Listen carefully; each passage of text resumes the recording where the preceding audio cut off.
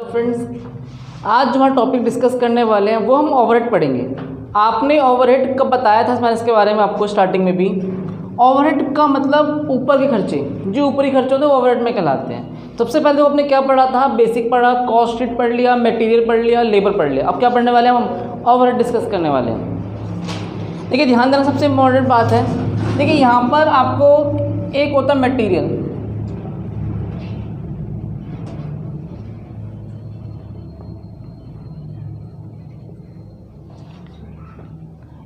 एक होता है लेबर, एक है एक्सपेंसेस।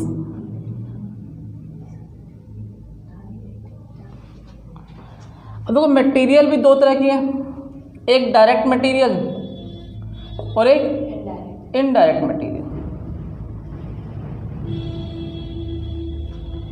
और लेबर भी दो तरह के, एक डायरेक्ट लेबर और एक इनडायरेक्ट लेबर।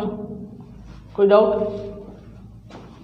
एक्सपेंसेस भी दो तरह के, एक डायरेक्ट एक्सपेंसेस और एक इनडायरेक्ट एक्सपेंसेस। देखिए आपने क्या देखा था यहाँ पर, जो डायरेक्ट मटेरियल है, डायरेक्ट लेबर है और डायरेक्ट एक्सपेंसेस है, ये मैन्युफैक्चरिंग से रिलेटेड होते हैं। किसी सामान को बनाने तक के जो डायरेक्ट खर्चे होते हैं, बिल्कुल उससे रिलेटेड खर्चे सारे क्या कहलाएंगे, डायरेक्ट एक्सपेंसेस कहलाएंगे। डायरेक्ट लेबर कहलाएगा और डायरेक्ट मटेरियल कहलाएगा। सपोज मैंने आपको एग्जांपल दिया था, एक मार्कर को बनाने के लिए जो भी हमें मटेरियल चाहिए, प्लास्टिक चाहिए, रुई, कॉटन चाहिए, इंक चाहिए, वो सब क्या कहलाएगा, डायरेक्ट मटेरियल। और उसे बनाने के लिए जो भी हमें लेबर चाहिए क्या कहलाएगा, डायरेक्ट लेबर। और जो भी उसके खर्चे रिलेटेड खर्चे होंगे, लाइक ग्रीसिंग, मशीन की जो भी पॉलिशिंग वगैरह होती है, मशीन के लिए टूट, जो भी एक्सपेंसेस हम करते हैं उसके ऊपर एक्सपेंस करने वाले हैं, सब क्या कहलाएगा, डायरेक्ट एक्सपेंस, क्योंकि ये मैन्युफैक्चरिंग से रिलेटेड खर्चे हैं। और तीन बातों को अगर मैं ऐड कर दूं तो आपने क्या सीखा था, ये कौन से खर्चे हैं, प्राइम कॉस्ट। कोई डाउट यहाँ तक? अब ध्यान देना, ये प्राइम कॉस्ट निकल चुका है, आपके मैन्युफैक्चरिंग तक के खर्चे प्राइम कॉस्ट। लेकिन मैन्युफैक्चरिंग के जो बाद के खर्चे हैं, indirect material, indirect labour, indirect expenses, ये खर्चे मिलकर बनाते हैं ओवरहेड। क्या बनाते हैं, ओवरहेड, ऊपरी खर्चे। ऊपरी खर्चे मतलब ऐसा मटेरियल जो इनडायरेक्टली यूज हो रहा है बट इसका प्रोडक्शन में कोई भी यूज नहीं है, प्रोडक्शन से रिलेटेड नहीं, लेकिन ऊपर के खर्चे हैं, ऊपर का मटेरियल है। इनडायरेक्ट लेबर, ये वो लेबर है जिसका मैन्युफैक्चरिंग में यूज नहीं है, लेकिन सुपरवाइजर हो गया, मैनेजिंग वगैरह हो गया, ये वैसे लेबर है, वॉचमैन वगैरह हो गया। इनडायरेक्ट एक्सपेंसेस, जो ऊपर के एक्स्ट्रा खर्चे, printing, stationery, office expenses, administration, selling, distribution, जो भी ऊपर के खर्चे होते हैं, ये सारे खर्चे में क्या कहलाते हैं, ओवरहेड। तो इस चैप्टर में हमें बेसिकली क्या पढ़ना है, इनडायरेक्ट मटेरियल, लेबर और इनडायरेक्ट एक्सपेंसेस, जो ऊपर के खर्चे हों वो हमें डिस्कस करेंगे। हमें ना तो डायरेक्ट मटेरियल पढ़ना है, ना ही डायरेक्ट लेबर, डायरेक्ट एक्सपेंसेस, हमें ओवरहेड डिस्कस करना है इस पूरे चैप्टर में। समझ में आया? फटाफट कॉपी करो इसे। देखिए अब ओवरहेड में मुझे डिस्कस करना है। अब ये जो ऊपर के खर्चे हैं, यहाँ पर सबसे बड़ी देखो टेंशन वाली बात क्या है, आपको क्या डिस्कस करेंगे हम। अब अगर छोटी सी बात सुना, एक एग्जांपल लेते हैं। आपकी एक फैक्ट्री है, फैक्ट्री के अंदर दो तरह के प्रोडक्ट बनते हैं, लाइक क्या क्या बनता है फैक्ट्री के अंदर, एक सपोज टीवी बनता है और एक बनता है फ्रिज। क्या बनता है, टीवी बना लेते हैं और फ्रिज बना लेते हैं, दो प्रोडक्ट बनते हैं। और इसके बाद दोनों प्रोडक्ट के लिए देखो, आपने एक चीज़ देखा होगा, जब प्रोडक्ट दो बनने वाले हैं उसके लिए एरिया कॉमन है। क्यों? एक ही छत के नीचे दोनों प्रोडक्ट बनाए जा रहे हैं, कॉमन सी बात है। बिजली का बिल मीटर एक लगाए, लेकिन दोनों प्रोडक्ट बन रहे हैं। सुपरवाइज़र ऐसे हैं, कुछ सुपरवाइज़र जो अलग अलग यूनिट को देखते हैं, लेकिन कुछ कॉमन है जो दोनों को देखते हैं। तो यहाँ पर सबसे बड़ी समस्या क्या आने वाली है कि आपको ऐसे खर्चे बांटने पड़ेंगे, रीअलोकेट करना पड़ेगा कि जो आपके दोनों प्रोडक्ट पे यूज़ होते हैं। जैसे अभी अपना एग्जांपल क्या बोला, टीवी का, एक टीवी बनाते हैं, दूसरा मोबाइल बना लेते हैं। आपने बोला सर डायरेक्ट मटेरियल दोनों का अलग अलग है, बिल्कुल सही है, मोबाइल सही है, इसका मटेरियल अलग आता है, इसका मटेरियल अलग आता है। आपने बोला सर डायरेक्ट लेबर, देखो डायरेक्ट लेबर भी दोनों का अलग अलग आता है। क्यों? ऐसा नहीं है जो टीवी बनाने वाला बंदा मैकेनिक है उससे हम मोबाइल बना रहे हैं, और जो मोबाइल बनाने वाला बंदा उससे टीवी बनवा रहे हैं, दोनों का अलग अलग है। ताकि अलग अलग काम करने से क्या होता है, स्पेशलाइजेशन ज़्यादा आती है, और जब बंदा अच्छे से काम करेगा तो बेटर काम करके देगा। कभी भी एक बंदे से दो काम कराने में क्या होता है, उसके जो क्लैरिटी है वो दिमाग खराब वो हट जाती है। अदर डायरेक्ट एक्सपेंसेस दोनों के अलग अलग होने वाले हैं, कॉमन है। आपने कहा था टोटल, सबका अलग अलग खर्चा था, ये क्या निकल गया, प्राइम कॉस्ट। अब देखना मेन, अब मैं लिख रहा हूं यहां पर सुपरवाइजर। सपोज सुपरवाइजर को मैंने 80,000 रुपये खर्च करें, ठीक है। अब 80,000 रुपये हम खर्च करते हैं सुपरवाइजर को। सुपरवाइजर है 5, कितने सुपरवाइजर रखे गए हैं, 5। अब 5 सुपरवाइजर है, आपको ये बांटना पड़ेगा, डिस्ट्रीब्यूट करना पड़ेगा भाई कितना पैसा 80,000 में से यहाँ लगा और कितना पैसा यहाँ लगा, क्योंकि आपको डायरेक्ट दे रखा है 80,000 रुपये हमने सुपरवाइजर पे दिया। अब मेन कॉन्सेप्ट स्टार्ट होगा आपका कि भैया हमारे पास कितना हमने सुपरवाइजर पे खर्च किया टीवी बनाने पे, और कितना कॉस्ट लगा मोबाइल बनाने पे। कोई डाउट यहाँ तक? ये बहुत बड़ी समस्या रहने वाली है, हमें बांटना सीखना पड़ेगा, ठीक है। अगर वो साफ क्वेश्चन में कह रहा है कि सर सुपरवाइजर के लिए मान लेते 3-2 का रेशो है, ठीक है, और एक सुपरवाइजर को हम दे रहे हैं जैसे 3 और 1 मान लेते, 3-1 सुपरवाइजर है, 3 सुपरवाइजर यहाँ पर है और 1 सुपरवाइजर यहाँ पर है, और 20,000 रुपये ईच को दिए मिल रहे हैं, 20,000 ईच। तो हम क्या बोलेंगे, 60,000 यहाँ पर और 20,000 यहाँ पर। समझ में? जब दोनों की यूनिट अलग अलग दे रखी है, जब मुझे दोनों के बारे में बता रखा है तो ज़्यादा टेंशन नहीं है। क्यों? आपको पता है कि भाई 3 सुपरवाइज़र टीवी बनाने को देखते हैं और 1 सुपरवाइज़र मोबाइल बनाने को देखता है, तो 3 सुपरवाइज़र का खर्चा यहाँ लग जाता है और 1 सुपरवाइज़र खर्चा यहाँ लग जाता है। कोई डाउट यहाँ तक? कोई दिक्कत नहीं है? कोई समस्या? क्यों समस्या नहीं है? क्योंकि आपको क्वेश्चन में गिवन है कि भैया 3 सुपरवाइज़र टीवी बनाने को देखेंगे। अब मान लो मैनेजर है, मैनेजर को हमने दिया 1 लाख रुपए, और मुझे पता है 2 मैनेजर है, ठीक है, 2 मैनेजर है, तो मैंने क्या बोला भाई, एक मैनेजर देखता है इसको और एक मैनेजर देखता है इस वाले को, 1:1 की बात हो रही है। मतलब कॉमन 50,000 इसको देख रहा है और 50,000 यहाँ देख रहा है। कोई दिक्कत हुई? ये वो खर्चे थे जिन पे बिल्कुल समस्या नहीं है। आपको यूनिट दे रखी है भैया कितने मैनेजर यहाँ पर और कितने मैनेजर यहाँ हैं, कितने सुपरवाइज़र यहाँ और कितने सुपरवाइज़र यहाँ पर है। हमें केवल क्या करना है, उनको बांट के लिखना है। यही सारे जो कहलाएंगे वाले क्या कहलाने वाले हैं, ओवरहेड। क्या है सारे?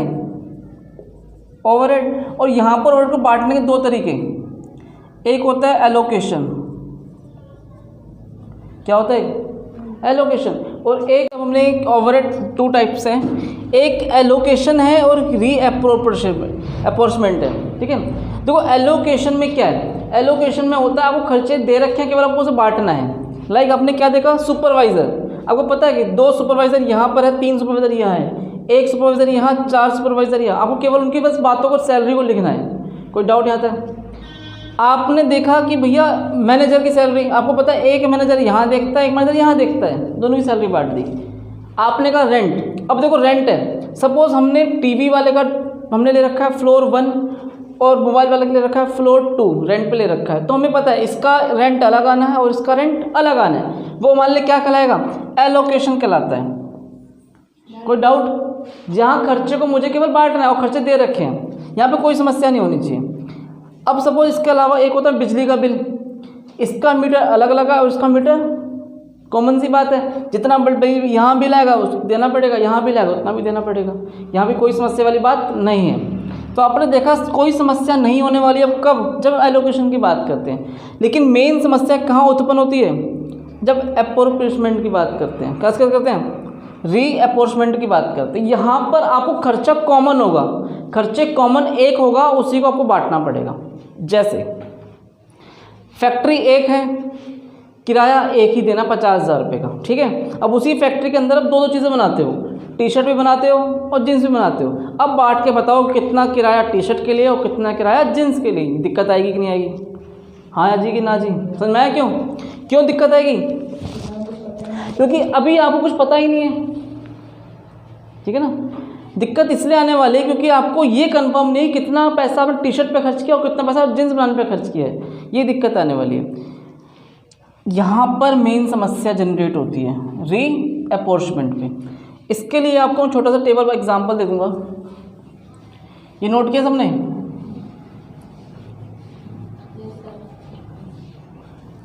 देखिए आपको कुछ इन्फॉर्मेशन दे रखी होगी वर्किंग नोट में, कुछ एक्स्ट्रा इन्फॉर्मेशन होती है लाइक एरिया। सपोज एरिया दे रखा है 500 गज इसका, 1000 गज इधर, ठीक है। नंबर ऑफ वर्कर्स 50 और 100, पावर 20 और ये 10 ले लेते हैं।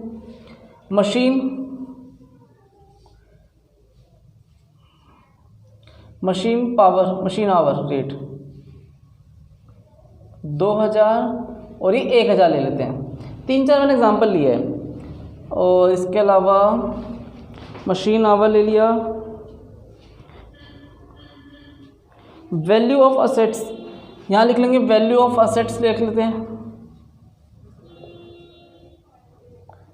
10 लाख, यहाँ ले लेते हैं 20 लाख। एक एग्जांपल हो,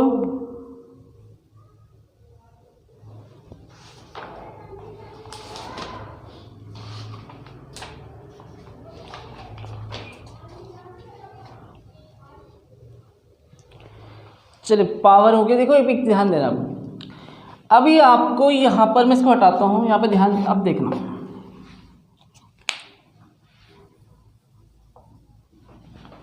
आपको सुपरवाइज़र ये नहीं पता कितने सुपरवाइज़र हैं, ठीक है, और सुपरवाइज़र के बारे में कितना पैसा यहाँ खर्च किया और कितना पैसा यहाँ खर्च किया वो भी कुछ कंफर्म नहीं है। आपको सिर्फ इतना बता दें भाई सुपरवाइज़र पे कितना पैसा खर्च हुआ, 1,50,000 रुपये। आपने सुपरवाइज़र पे 1,50,000 खर्च किए, ठीक है। 5 सुपरवाइज़र थे और 1,50,000 खर्च कर देते हैं, इतना हम एग्जाम्पल ले लेते हैं। और 5 के 5 दोनों को ही देखते हैं, टीवी वाले को भी देखते हैं और जिसको देखते हैं मोबाइल वाले को भी देखते हैं। कोई डाउट यहाँ तक नहीं है? अब एक बात बताओ, सुपरवाइज़र क्यों रखे हैं अपनी फैक्ट्री के अंदर? आपने सुपरवाइज़र का पर्पस क्या है? ताकि आपको अपने वर्कर्स को देखना है। सही बात है गलत बात है? बिल्कुल सही है। ये तो है नहीं भैया उसका कुछ और काम है, इसका काम वर्कर्स को देखना है। तो सबसे पहले हमें देखना पड़ेगा नंबर ऑफ वर्कर कितने हैं। देखो टीवी बनाने वाले में 50 वर्कर है और मोबाइल बनाने वाले में कितने का रेशो आया, 1:2 का। तो अब इसे बांटोगे तो कितना आएगा, 1,50,000 मल्टीप्लाई रेशो कितना हो गया, 1:2, 1/3। 50,000 इसके पास और 1,00,000 इसके पास। कोई डाउट यहाँ तक?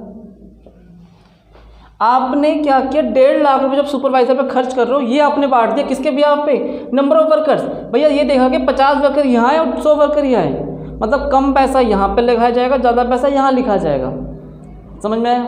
अगर आपको तुरंत कह देता है कि भैया 5 में से 3 वर्कर यहाँ है, 2 वर्कर यहाँ है, फिर तो कोई दिक्कत ही नहीं है। फिर तो सिंपल क्या हो जाएगा, एलोकेशन हो जाएगा। क्यों? इसकी सैलरी इस तरफ और उसकी सैलरी इधर लिखनी है। बट अब दिक्कत वाली बात क्या, वो बता रहा है आपको सिर्फ मैंने 1.5 लाख रुपये सुपरवाइजर पर खर्च किया है।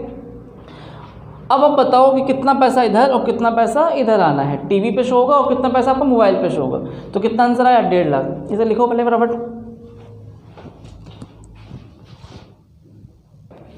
देखिए अब एक रेंट लेते हैं।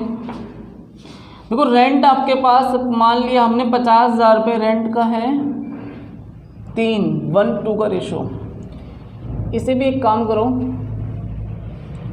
500 इसे भी 500 कर देते हैं। रेंट दिया आपने 50,000 रुपये। कॉमन एरिया है, एक ऐसा एरिया जिसके छत के नीचे दोनों काम होते हैं, टीवी भी बनाया जाता है, मोबाइल भी बनाया जाता है, ठीक है। आपने रेंट कितना दिया उस पूरी फैक्ट्री का, 50,000 रुपये दिया है। अब देखो जितना एरिया आपका टीवी बनाने के लिए यूज़ हो रहा है उतना एरिया किसके लिए हो रहा है, मोबाइल के लिए हो रहा है। रेशो क्या होगी, 1:1। यहाँ पर कितना पैसा आ जाएगा, 25,000। यहाँ भी कोई डाउट? लेकिन अगर दोनों का रेंट मुझे अलग अलग दे रखा है फिर तो कोई दिक्कत नहीं है, एलोकेशन। लेकिन दिक्कत कब आती है, जब मुझे एप्रोप्रिएशन की बात करनी है। एप्रोप्रिएशन मतलब क्या है कि आपको कॉमन खर्चा दे रखा है, उसे डिस्ट्रीब्यूट करना है, बांटना है। सपोज इसके अलावा अब हम बात करते हैं डेप्रिसिएशन की बात करते हैं। देखो डेप्रिसिएशन की बात हम करेंगे तो वैल्यू ऑफ असेट्स चेक करेंगे। ठीक है, देखो यहाँ पर कितना है 10 लाख है और सपोज यहाँ पर डेप्रिसिएशन दे रखा है 10%, तो 10 लाख का 10% कितना हो जाएगा 1 लाख। तो यहाँ पर कितना हो गया 2 लाख हो गया। या तो आपको सपोज आपको टोटल डेप दे रखा है 3 लाख रुपए, कितना दे रखा है 3 लाख, आपको इतना बोल दिया भाई 3 लाख का डेप है। अगर आपको डेप अलग अलग दे रखा था जैसे मैंने बताया अभी तो कोई दिक्कत नहीं होने वाली, इसका डेप अलग लिख दिया, इसका डेप अलग लिख दिया। लेकिन अगर कॉमन डेप दे रखा है तो क्या करना है, देखो 3 लाख का डेप, सबसे पहले हमें क्या चेक करना पड़ेगा वैल्यू ऑफ असेट्स। 10 लाख के असेट्स टीवी वाले के पास है और 20 लाख के असेट्स किसके पास है मोबाइल वाले के पास है। रेशो निकाल लो, 1:2 का रेशो, 1/3 1 लाख, और यहाँ पे कितना आ जाएगा 2 लाख। कॉपी करो से फटाफट।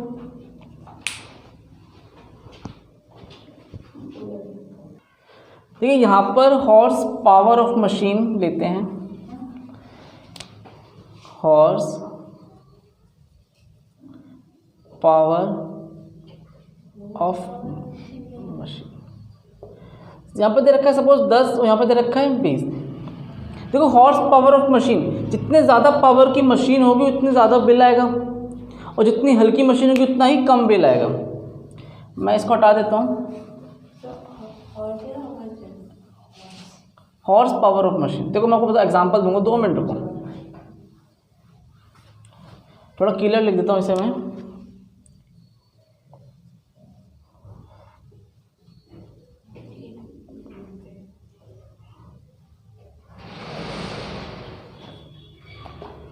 दस और 20 और यहाँ पर दे रखा लाइटिंग कर लेते हैं इसे, जनरल लाइटिंग। यहाँ 20 पॉइंट है 10 पॉइंट है। अब सोचना आपको बात करनी है पावर, भैया कितना बिल आएगा ये समझना है आपको।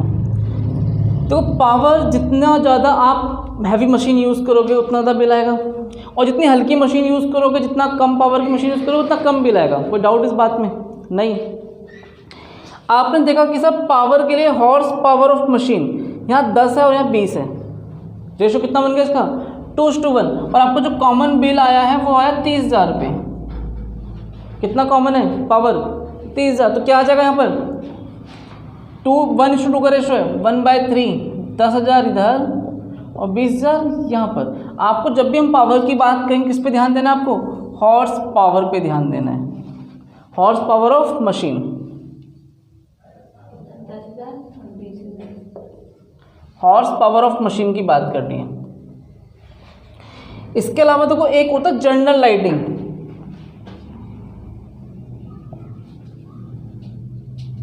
जनरल लाइटिंग ये है, तो जनरल लाइटिंग ये है आपकी पूरी फैक्ट्री में कितने जगह फैन लगे हैं, कितने जगह आपने लाइटिंग कर रखा है, कितने जगह आपने एलईडी वगैरह लगा रखा है, वो इस पर डिपेंड करता है। तो जनरल लाइटिंग के पॉइंट्स देख रहे हैं, कितना पॉइंट आपका टीवी के लिए यूज़ हो रहा है और कितना पॉइंट आपके लिए कहाँ यूज़ हो रहा है, मोबाइल के लिए यूज़ हो रहा है। अब एक बात बताओ, जितना बड़ा एरिया होगा लाइटिंग पॉइंट में ज़्यादा होंगे, सच बात है गलत बात है, बिल्कुल सही है।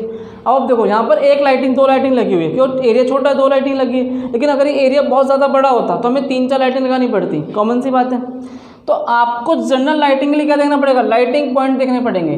20 और 10 2:1 का रेशो है। सपोज इसे भी 30,000 ले लेते हैं तो कितना आ जाएगा, 20,000 इधर आ जाएगा और 10,000 यहाँ आ जाएगा। कोई डाउट यहाँ तक, इसे कॉपी करो।